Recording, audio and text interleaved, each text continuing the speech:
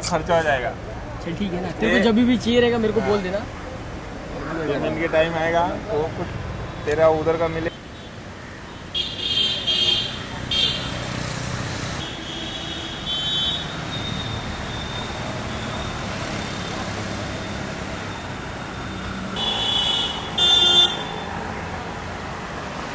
संजय पकड़। अरे मैं नहीं पकड़ा, मैं ये पकड़ा बस ये मेरे इस पे जगह और पकड़ लो। एक मिनट भाई, एक मिनट आराम से सुनिए ना, आप लोग थोड़ा सा और पीछे हो जाइए ना, आ जाओ ना। हाँ बताइए कि क्या मामला क्या है, गोविंदा के खिलाफ आपने शिकायत दर्ज कराई है, शिकायत की जागरूकता है और कहाँ शिकायत दर्ज की? मैंने गोविंदा के अगेंस्ट जो कंप्लेंट की है वो उसका हाइनेस प्रोफेशनल मिसकंडक्ट और इनह्यूमन एक्ट्स के लिए 21 जुलाई 2009 को इम्पा में अपने आर्बिट्रेशन में दर्ज की। इससे पहले भी इसने मुझे किलिंग थ्रेट दिया था अक्टूबर 2003 में, जिसकी वजह से मैं 2004 एंड में 2005, 2006, 2007 मैं पंजाब चला गया था ताकि ये कहीं मुझे मरवा दे, तो मेरी तो कोई सुनवाई है नहीं।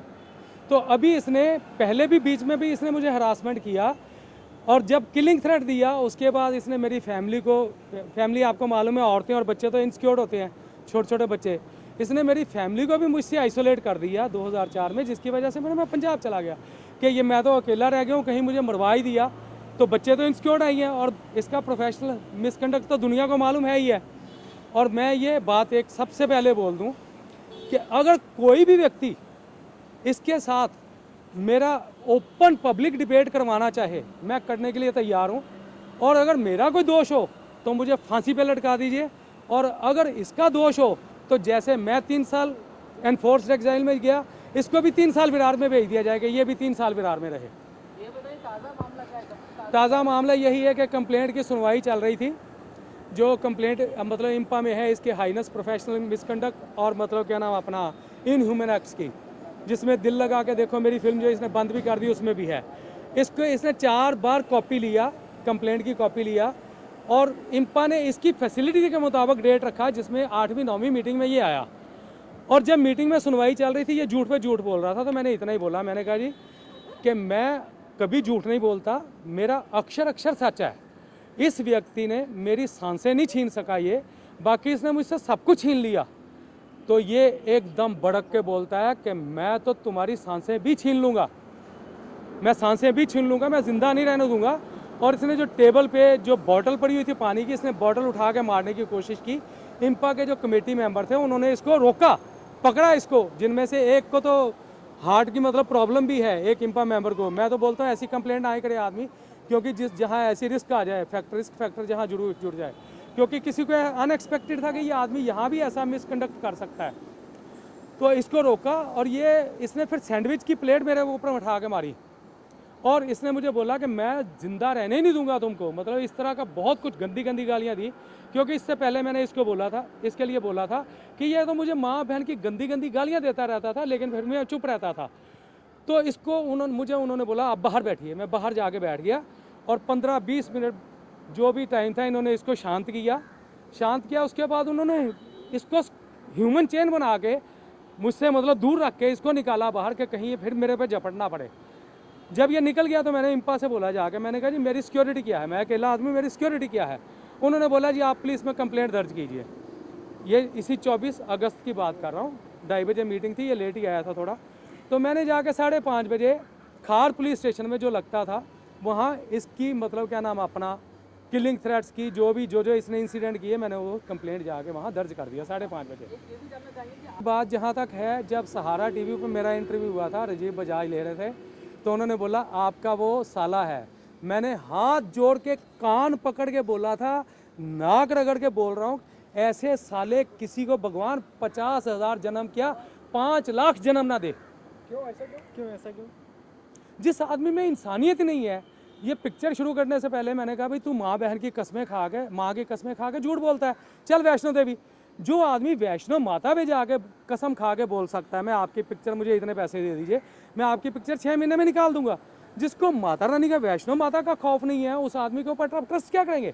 सर फिल्म के बारे में जानना चाहेंगे, कब आपने फिल्म साइन? फिल्म मैंने 1996 में। कितने पैसे के बारे में बात की, कितने पैसे दिए वो शॉर्ट में थोड़ा बता दीजिए। मेरी इससे पहले पिक्चर थी दिल अपना बेटा हो तो ऐसा, जो स्टार गोल्ड पे भी आती है अभी भी।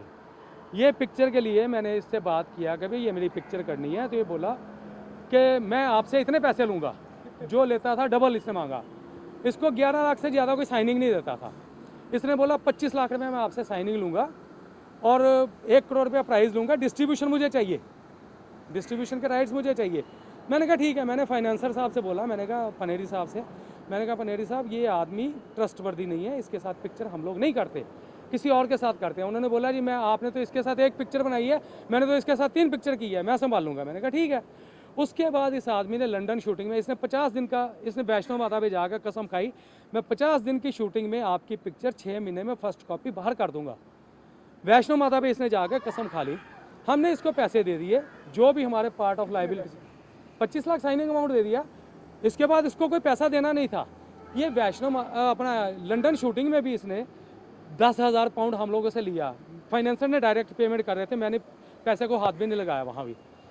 तो इसने वहाँ भी पैसे लिए और 12 काफ़ी टिकटें अपने बीवी बच्चों, 2-2 नौकर, वो अपना क्या नाम बॉडी बिल्डर ट्रेनर और डॉक्टर बच्चे के लिए, इसके बच्चे के लिए, सब इसने इतनी सब टिकटें भी साथ में ली, जिसका इसने बोला कि जब डिस्ट्रीब्यूशन पे पिक्चर आएगी तो मैं सारा पैसा आपको रिइंबर्स कर दूंगा। अब इसका डिस्ट्रीब्यूशन ऑफिस जो है ना 1002 में बंद हो गया। उसके बाद इसने आनाकानी शुरू कर दी। मुझे बोलता है, जो मैंने पिछली बार भी बोला कि इसने मुझे बोला कि जी आप मतलब क्या नाम पिक्चर बंद कर दीजिए। मैंने पहले तो लंदन से आते ही 50 दिन के शूटिंग डेट के बाद इसने 30 दिन कर दिया। इसकी मदर की डेथ हो गई, जिसकी वजह से शेड्यूल 30 दिन हो गया। 30 दिन से भी मैं ये 18 दिन में वापस वहाँ से भाग आया कि मुझे तो जी वहाँ बहुत काम है। उसके बाद इसने आके मतलब क्या नाम मुझे जैसे मतलब क्या नाम इसका डिस्ट्रीब्यूशन ऑफिस बंद होना शुरू हुआ। उस टाइम पे राइट्स जो थे ना, ऑडियो वीडियो राइट्स, ताल वगैरह बहुत उस टाइम पे रिलीज़ हुई। तो मुझे बोलता है मैं 15 करोड़ रुपया लगाता हूँ, आप वीडियो पायरेसी का काम, ऑडियो वीडियो पायरेसी का काम करो। मैंने बोला भाई मैं ऑडियो वीडियो पायरेसी का काम क्यों करूँ? बोलता है आप इंटेलिजेंट है, आप कर सकते हैं। मैंने कहा मैं इंटेलिजेंट हूँ, तू 15 करोड़ रुपया लगा, हम लोग कारपोरेट सेक्टर खड़ा कर दिया। बोलता उसमें पैसा बहुत है। मैंने कहा पैसा बहुत है तो अपने भाई को करवा, हमको नहीं करना ये काम। यहाँ से ये आदमी बिल्कुल हॉस्टाइल हो गया। इसका डिस्ट्रीब्यूशन ऑफिस बंद हो गया था, तो इसने सोचा अगर मैं डिस्ट्रीब्यूशन पिक्चर इसकी कंप्लीट की तो ये पिक्चर तो मतलब क्या नाम अपना पिक्चर कंप्लीट किया तो मुझे जो पैसा है जितना लिया हुआ वो पैसा वापस करना पड़ेगा। इसने पैसा वापस करना नहीं था और आज तक इसने पैसे आज तक वापस किए किसके हैं? मैं ये जानना चाहूँगा कि इस मामले में प्रोफेशनल हाइनेस प्रोफेशनल मिसकंडक्ट और जो अपना इनह्यूमन एक्ट लिखा है उसमें ब्रीच ऑफ ट्रस्ट भी लिखा है। तो क्या आप इस मामले को लेकर कोर्ट में भी जाएंगे? कोर्ट में पहले यहाँ से कुछ फैसला आएगा तो फिर मैं जाऊँगा ना। मतलब पैसे को कुछ मैंने लेंस लॉसेज और डैमेजेस का अपना लॉसेज डैमेजेस वगैरह का यहाँ केस किया होगा। कितने का दिखाया, कितने का लॉस है टोटल अगर लॉस मैं शुरू से जाता जाऊँ इसके साथ, वो तो मेरा ख्याल है बहुत ज़्यादा करोड़ों में बने। अभी तो मैंने इसके ऊपर सिर्फ 5 करोड़ रुपए का किया। मैंने देखिए जी, उन्होंने मुझे बोला, जो वहाँ थे इंस्पेक्टर थे, मैंने कहा जी मुझे गोविंदा के अगेंस्ट कंप्लेंट लिखानी है, तो आप बोलिए कि वो लिख लें। उन्होंने बोला आप अगर हाथ से भी लिख के दे देंगे, टाइप भी करवा के दे देंगे तो हम ले लेंगे।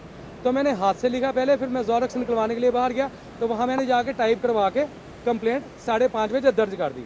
ये कंप्लेंट की कॉपी है।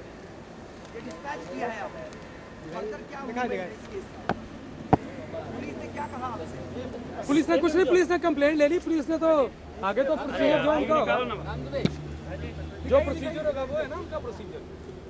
मेरा जो पार्ट पे था मैंने अपने पार्ट पे काम कर दिया, क्योंकि इंपा वाला से जब मैंने पूछा मेरी सिक्योरिटी क्या है, उन्होंने बोला जी पुलिस में कंप्लेंट दर्ज करो। तो मैंने उनके ऑर्डर के मुताबिक कंप्लेंट जाके दर्ज कर दिया। और दूसरे दिन मैंने 25 तारीख को सुबह मतलब इंपा में ईमेल कर दिया कि जी ये कंटेम्प्ट ऑफ कोर्ट है, आर्बिट्रेशन कोर्ट का कंटेम्प्ट है, जिसके बीच में आदमी केस चल रहा है, सुनवाई चल रहा है। आपसे एक सवाल जानना गोविंदा धमकी दे रहा है। अभी उसके बाद तो मेरा मन ही नहीं किसी से मिलने को हुआ। मुझे तो ऐसा लग रहा था कहीं ब्रेन हेमरेज ना है, क्योंकि अकेला आदमी किस से निपटेगा। यहाँ तो पैसे वालों की जय है। खाना साहब एक चीज़ जानना चाहेंगे कि इस मामले में आपकी बीवी या आपकी जो बच्ची है रागनी, वो हमेशा से जब इंपा में आपने मामला उठाया था तो भी वो चुप रही थी और अभी भी वो चुप है? इसके सर मैं बोल रहा हूँ, अगर मेरी फैमिली को इन्वॉल्व करना है तो गोविंदा की फैमिली को क्यों नहीं इन्वॉल्व करते? मेरी फैमिली को इन्वॉल्व करना, मेरी फैमिली क्यों आए बीच में, जो ऑलरेडी इंसिक्योर्ड है। मैंने तो आज भी राजेश बाबू को बोला, मैंने कहा यार मेरी बेटी का क्यों नाम लिया आपने वहाँ, वो तो जाके उसको उनको हरास करता, वो पहले इनसिक्योरिटी से मेरी फैमिली अलग हो गई। जो ये इतना पावरफुल आदमी जिसके पास पॉलिटिकल पावर है, पैसे की पावर है, स्टारडम है जिसके पास, वो तो मेरी फैमिली को जब कब मरवा दे उसको कोई कर क्या सकता है उसका कोई? मेरी फैमिली कैसे मुंह खोलेगी उसके अगेंस्ट? मेरी फैमिली तो अगर खोलेगी भी तो इसके दबाव में मेरे अगेंस्ट कुछ बोल सकती है, लेकिन उसके लिए मैं हर चीज़ का जवाब देने के लिए तैयार हूँ। Thank you. मैं चारों कॉपी दे सकता हूं, आप आपस में बांट लो, अभी खाली शूट करवा लेते हैं आपको। बाहर निकलना।